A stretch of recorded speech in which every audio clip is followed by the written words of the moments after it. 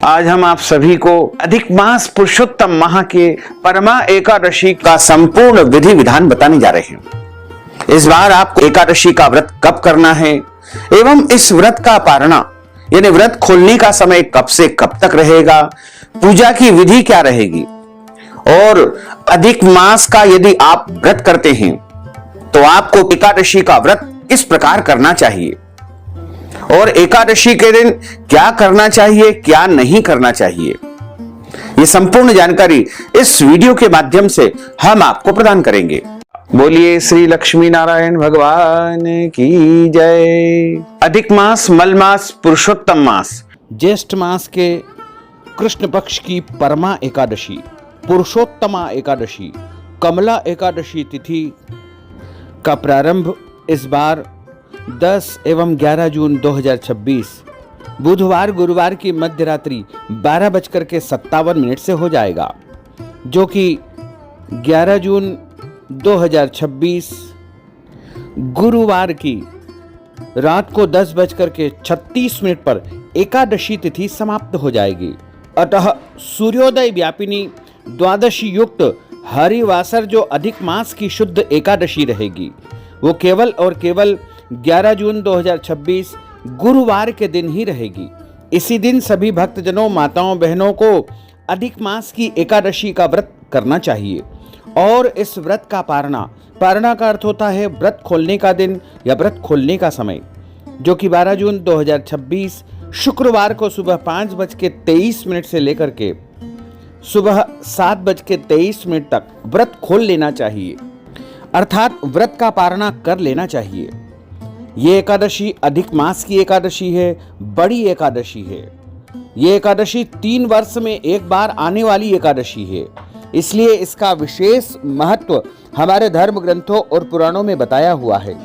इस बार दशमी तिथि के सभी नियमों का पालन 10 जून 2026 बुधवार को करना है और एकादशी का व्रत 11 जून 2026 गुरुवार को करना है और व्रत का पारणा तथा व्रत खोलने का जो दिन होता है वो रहेगा 12 जून 2026 शुक्रवार का दिन।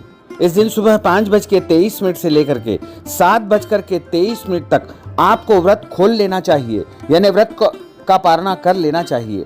अगले दिन कोई और व्रत हो, जैसे इस बार 12 जून 2026 शुक्रवार को प्रदोष का व्रत है, तो ऐसे में जल, फल या फलाहारी वस्तु से आप व्रत का पारणा करेंगे तो आपका अगले दिन का भी व्रत माना जाएगा। जो भक्तजन, माताएं, बहनें एकादशी का व्रत करते हैं उनको अपने जीवन काल में एक बार एकादशी व्रत का उद्यापन अवश्य करवाना चाहिए। यदि आप हमारे माध्यम से एकादशी व्रत का उद्यापन करवाना चाहते हैं तो आप हमसे संपर्क करें। हम आपके नाम और गोत्र से उज्जैन अवंतिका क्षेत्र में भगवान महाकालेश्वर के सानिध्य में एकादशी व्रत का उद्यापन संपन्न करेंगे और उसका संपूर्ण पुण्य फल आपको ही प्राप्त हो सकेगा। एकादशी व्रत का जो उद्यापन होता है वो जीवन काल में जब भी एकादशी आए तब करवा लेना चाहिए, क्योंकि इस नश्वर शरीर का कोई भरोसा नहीं है। इसलिए जब भी आपके मन में भाव आ जाए एकादशी व्रत का उद्यापन आप करवा लीजिए। यह अधिक मास की एकादशी है, इसलिए इस एकादशी का व्रत सभी को रखना चाहिए, क्योंकि अधिक मास पुरुषोत्तम माह में जो भी व्रत किए जाते हैं, दान किए जाते हैं, तप किए जाते हैं या कोई भी पूजा पाठ या अनुष्ठान किए जाते हैं, उसका करोड़ों गुना पुण्य मनुष्य को प्राप्त होता है।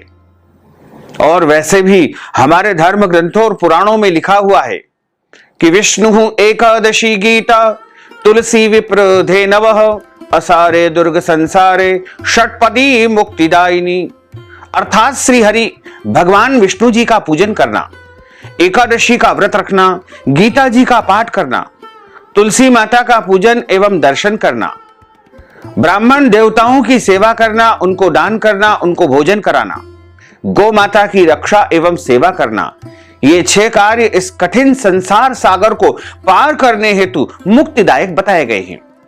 पूरे वर्ष में 24 एकादशी आती है, लेकिन जिस साल अधिक मास या पुरुषोत्तम माह आता है उस वर्ष 2 अधिक एकादशी यानी कुल मिलाकर के उस साल 26 एकादशी आती है। इस बार अधिक मास पुरुषोत्तम माह के रूप में श्रावण का महीना हमें प्राप्त हुआ है। हम सभी परम सौभाग्यशाली है कि इस बार 19 साल के बाद में पुनः एक बार श्रावण का महीना अधिक मास पुरुषोत्तम माह के रूप में हम सभी को मिला है।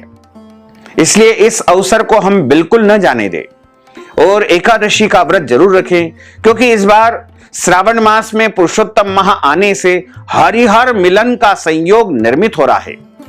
हरि का अर्थ होता है भगवान श्री नारायण, जिनका परम प्रिय महीना पुरुषोत्तम मास है, और हर का अर्थ होता है भगवान श्री देवाधिदेव महादेव, जिनका परम प्रिय महीना श्रावण का महीना है। इसलिए इस बार हरिहर मिलन का संयोग अधिक मास में निर्मित हो रहा है। प्रत्येक महीने में वैसे तो 2 बार एकादशी आती है, एक कृष्ण पक्ष में, दूसरी शुक्ल पक्ष में।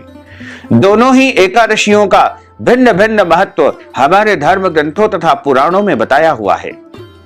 पद्म पुराण में लिखा हुआ है कि एकादशी का जो व्रत है वह भगवान श्री लक्ष्मी नारायण जी का परम प्रिय व्रत है। जितने भी व्रत होते हैं संसार में, उनमें सबसे बड़ा यदि कोई व्रत है तो वो एकादशी का व्रत है। पद्म पुराण में तो यहां तक लिखा हुआ है कि एकादशी का व्रत करने से मनुष्य के करोड़ों जन्मों के पाप नष्ट हो जाते हैं, और जब मनुष्य के पाप नष्ट हो जाएंगे तभी उनके पुण्यों का उदय होगा, और जब पुण्य का उदय होगा तभी मनुष्य को सांसारिक तथा भौतिक सुखों की प्राप्ति होगी। तो यदि आप अपने जन्म जन्मांतर के पाप को नष्ट करना चाहते हैं तो आपको एकादशी का व्रत जरूर रखना चाहिए, क्योंकि एकादशी का एक ऐसा व्रत है जिसको करने से मनुष्य को निश्चय ही लाभ की प्राप्ति होती है। इसमें कोई संदेह नहीं है, कोई संशय नहीं है। और एकादशी का व्रत यदि अधिक मास या पुरुषोत्तम माह में आ रहा है तो उसका अपना एक अलग ही महत्व हो जाएगा। यानी अधिक मास की, पुरुषोत्तम मास की परमा एकादशी का जो कोई भी मनुष्य व्रत रखेगा उसको करोड़ों एकादशी करने का पुण्य फल प्राप्त होगा। जो भक्तजन, माताएं, बहनें एकादशी का व्रत करते हैं उनको दशमी तिथि से लेकर के द्वादशी तक कुछ महत्वपूर्ण नियमों का पालन अनिवार्य रूप से करना चाहिए। जैसे सबसे पहले दशमी तिथि के दिन एक समय शुद्ध एवं सात्विक भोजन करें। दशमी के दिन चावल नहीं खाना चाहिए, शहद नहीं खाना चाहिए, लहसुन, प्याज, मांस, मदिरा, मसूर की दाल, कटहल की सब्जी का उपयोग खाने में बिल्कुल नहीं करना चाहिए। दशमी के दिन पराय अन्न अर्थात दूसरे के घर का भोजन नहीं करना चाहिए। दशमी के दिन ब्रह्मचर्य व्रत का पालन अवश्य करना चाहिए, और दशमी के दिन तन मन से पवित्र होकर के एकादशी के दिन सुबह जल्दी उठे। एकादशी के दिन हर संभव आपको प्रयास करना चाहिए कि ब्रह्म मुहूर्त में उठ करके स्नान जरूर कर लेवे। ब्रह्म मुहूर्त का जो सर्वोत्तम समय होता है वो सूर्योदय से 2 घंटे पहले पहले का समय माना जाता है। जैसे हम 6 बजे सूर्योदय मानते हैं तो 4 बजे से लेकर के 6 बजे के बीच में आपको स्नान कर ही लेना चाहिए। यदि किसी कारणवश आप जल्दी स्नान नहीं कर पाते हैं तो 7 बजे के पहले कर ले, और 7 बजे तक भी नहीं कर पाते हैं तो 8 बजे तक तो कम से कम स्नान कर ले, और यदि 8 बजे तक भी नहीं कर पाते हैं तो सुबह 9 बजे के पहले पहले सभी को स्नान जरूर कर लेना चाहिए, क्योंकि 9 बजे तक का जो समय होता है वो देवताओं का समय माना गया है। इसलिए इस समय तक हम सभी को स्नान करके पूजा पाठ से निवृत्त हो ही जाना चाहिए, और प्रातःकालीन पूजा अर्चना करके सबसे पहले एकादशी व्रत का संकल्प धारण करना चाहिए। पद्म पुराण के उत्तरखंड के अध्याय 64 में एक श्लोक लिखा हुआ है, श्लोक नंबर 34 से। इसमें लिखा हुआ है कि एकादश्याम निराहार स्थित्वा हम परेहनि भोक्ष्यामि पुंडरीकाक्ष शरणम में भवाच्युत। अर्थात हे कमल नयन वासुदेव भगवान, हे अच्युत, मैं एकादशी के दिन निराहार रह करके व्रत रखूंगा और दूसरे दिन ही भोजन करूंगा। इस प्रकार मन ही मन आप यदि इस श्लोक का श्रवण करके यह प्रार्थना करेंगे तो निश्चय ही आपका संकल्प माना जाएगा। इसके बाद संकल्प प्रभु को समर्पित कर दीजिए और हाथ जोड़ करके भगवान से प्रार्थना करें कि हे दया निधान, हे कृपा निधान, आज हम आपकी कृपा से पुरुषोत्तम माह अधिक मास के पुण्य अवसर पर परमा एकादशी का व्रत धारण करने जा रहे हैं। आप हमें पूरी शक्ति एवं सामर्थ्य प्रदान करें कि पूरे विधि विधान एवं नियमों का पालन करते हुए हम इस एकादशी का व्रत कर सकें। और यदि हमारे द्वारा जाने में अनजाने में ज्ञात अज्ञात कोई भी त्रुटि हो जाए तो अबोध बालक जान करके हमें क्षमा जरूर प्रदान कर देना, क्योंकि आप तो कृपा निधान है, आप तो दयालु है। इस प्रकार प्रभु से प्रार्थना करके आपका व्रत आरंभ हो जाएगा। जो भक्तजन माताएं बहनें एकादशी का व्रत करते हैं उनको सबसे पहले अपने गुरुजनों को प्रणाम करना चाहिए, माता पिता को प्रणाम करें और सूर्य भगवान को जल अर्पण करें, क्योंकि इसी दिन से पंचरात्र व्रत का आरंभ भी हो जाएगा। तो यदि आप पंचरात्र व्रत का संकल्प धारण करना चाहते हैं तो इसी संकल्प में आपको बोल लेना चाहिए। वैसे तो पंचरात्र का जो व्रत होता है वो निर्जला व्रत होता है, इन्हें 5 दिन तक आपको जल भी नहीं पीना है। और दूसरी विधि है पंचरात्र व्रत में आप एक समय फलाहार करके और शाम को भोजन कर सकते हैं। और तीसरी विधि है आप एक समय भोजन करें, दिन भर कुछ न खाएं। और इसके बाद जो अगली विधि है वो आप 2 बार भोजन करें और बाकी समय कुछ न खाएं।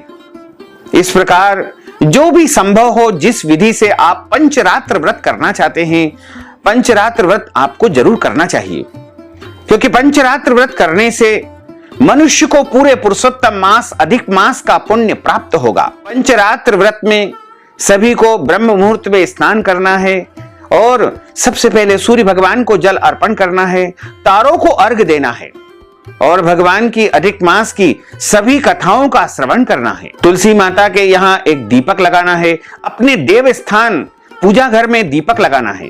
दीपक हमेशा शुद्ध घी का या तिल के तेल का ही आपको प्रज्वलित करना चाहिए। और किसी भी पवित्र तीर्थ में या जलाशय के समीप जाकर के किनारे पर एक दीप दान करें। यदि आपके आसपास कोई पवित्र तीर्थ या जलाशय नहीं है तो आप अपने घर में जो पानी की पंडेरी होती है, जो जल रखने का स्थान होता है, वहां पर दीप दान कर देंगे तो भी आपको तीर्थ में दीप दान करने का पुण्य प्राप्त होगा। और एक दीपदान मुख्य द्वार के बाहर की तरफ दाहिने यानी सीधे हाथ की तरफ आपको करना चाहिए। शिवालय में दीपदान करें, तुलसी जी के यहाँ दीपदान करें, गौशाला में गौ माता के निमित्त दीपदान करें और पीपल के पेड़ के पास दीपदान जरूर करें। आंवले के वृक्ष के समीप आपको दीपदान करना चाहिए और खुले मैदान में आकाश दीपदान करने का भी विधान है। दीपदान बिना विधि से या विधि पूर्वक किया जाए, दोनों ही परिस्थिति में पुरुषोत्तम मास में मनुष्य को करोड़ों गुना इसका पुण्य प्राप्त होगा। परमा एकादशी के दिन तुलसी जी का पूजन करके दीपदान जरूर करें और गौ माता का पूजन करें। परमा एकादशी के दिन किसी को भी अन्न नहीं खाना चाहिए, केवल और केवल फलाहार करना चाहिए। सर्वोत्तम फलाहार गाय का दूध व फल बताए गए हैं। इसके अलावा ड्राई फ्रूट, सूखा मेवा, मखाना इत्यादि जो भी फलाहार है, साबूदाना, आलू और अन्य जो भी शुद्ध और सात्विक फलाहार है, उसका उपयोग आपको एकादशी व्रत में करना चाहिए। फलाहार में कभी भी हल्दी का उपयोग न करें तथा इस दिन अपने घर में चावल न बनाएं और चावल खाए भी नहीं। कोई भी प्राणी अपने घर में इस दिन चावल बिल्कुल भी न बनाए तथा इस दिन लहसुन, प्याज, मांस, मदिरा का उपयोग बिल्कुल नहीं करना चाहिए। एकादशी के दिन झूठ न बोले, क्रोध न करे और लड़ाई झगड़ा तथा वाद विवाद बिल्कुल न करे। एकादशी के दिन ब्रह्मचर्य व्रत का पालन करना चाहिए। दाढ़ी, कटिंग, शेविंग नहीं करवाना चाहिए। शरीर के अंग के कोई भी बाल काटना अथवा कटवाना इस दिन वर्जित माना गया है। नाखून नहीं काटना चाहिए और किसी का भी अपमान या अनादर बिल्कुल न करे। अपने पूज्य पुरुष, गुरुजन, माता पिता, सास ससुर या फिर देवी देवताओं की, शास्त्रों की बुराई इस दिन बिल्कुल नहीं करना चाहिए। दिन में सोना नहीं चाहिए, यदि गलती से आप थोड़ा हल्का विश्राम करते हैं तो उठने के बाद स्नान करके ही आपको शाम की पूजा पाठ करनी चाहिए। रात्रि में जागरण करने का विधान है और प्रातःकालीन वेला में आप भगवान का विशेष पूजन अर्चन इस दिन जरूर करें, क्योंकि यह परमा एकादशी है। और परमा एकादशी की कथा जो पद्म पुराण में बताई गई है उसमें स्पष्ट रूप से लिखा हुआ है कि जो मनुष्य परमा एकादशी का व्रत करता है उसके जन्मों जन्मों की दरिद्रता का नाश हो जाता है। इस एकादशी के विषय में यहां तक बताया है कि कुबेर जी ने इस एकादशी का व्रत करके ही देवताओं के धनाध्यक्ष यानी कोषाध्यक्ष का पद प्राप्त किया था। तो जब कुबेर जैसे सामान्य व्यक्ति परमा एकादशी का व्रत करके देवताओं के कोष के अध्यक्ष बन सकते हैं, तो आप पुरुषोत्तम माह की परमा एकादशी का व्रत एवं पूजन जरूर करें। इस दिन प्रातःकालीन वेला में एक चौकी पर पीला कपड़ा बिछा करके मध्य भाग में भगवान लक्ष्मी नारायण जी की स्थापना करें, या ठाकुर जी की, बाल गोपाल जी की, राधा कृष्ण जी की, शालिग्राम जी की, जो भी श्री विष्णु भगवान के श्री विग्रह है उनका इस दिन पूजन अर्चन जरूर करें। और यदि संभव हो तो गेहूं रख करके, तांबे या मिट्टी या चांदी का कलश रख करके उसके ऊपर नारियल यानी श्रीफल, आम के पत्ते रख करके कलश का पूजन करें और भगवान की विधिवत भोग लगा करके आरती उतारे। इस दिन प्रभु की विशेष सेवा करनी चाहिए। भगवान को नए नए वस्त्र आभूषण इस दिन आपको धारण करवाना चाहिए, क्योंकि एकादशी का जो व्रत होता है वह भगवान नारायण का सबसे परम प्रिय व्रत होता है। और पुरुषोत्तम मास में आने वाली एकादशी का तो कहना ही क्या है। और जो भक्तजन, माताएं, बहनें एकादशी का व्रत रख करके और इस एकादशी व्रत कथा का श्रवण करते हैं, उनको एकादशी का पूरा पूरा पुण्य प्राप्त होता है। और यदि किसी कारणवश कोई मनुष्य या कोई माताएं बहनें एकादशी व्रत धारण नहीं कर पाते हैं, तो कहा गया है कि आपत्ति काले मर्यादा नास्ति, तो वो कथा का श्रवण जरूर कर ले, क्योंकि कथा सुनने से भी एकादशी व्रत का पुण्य उन्हें सहज में ही प्राप्त हो जाएगा।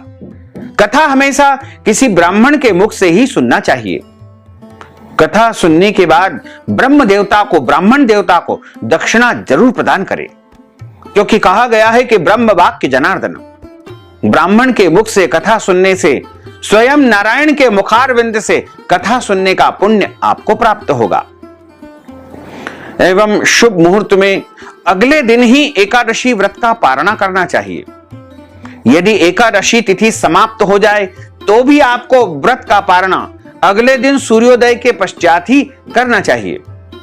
साथ ही यदि आपने अभी तक सब्सक्राइब नहीं किया है तो अभी और इसी समय सब्सक्राइब कर लीजिए और घंटी का निशान ऑल पर क्लिक करके और इसी समय टच कर दीजिएगा, ताकि इसी प्रकार की ज्ञानवर्धक वीडियो आपको सबसे पहले प्राप्त हो सके। आपको और आपके पूरे परिवार को सादर जय श्री कृष्ण, सादर धन्यवाद।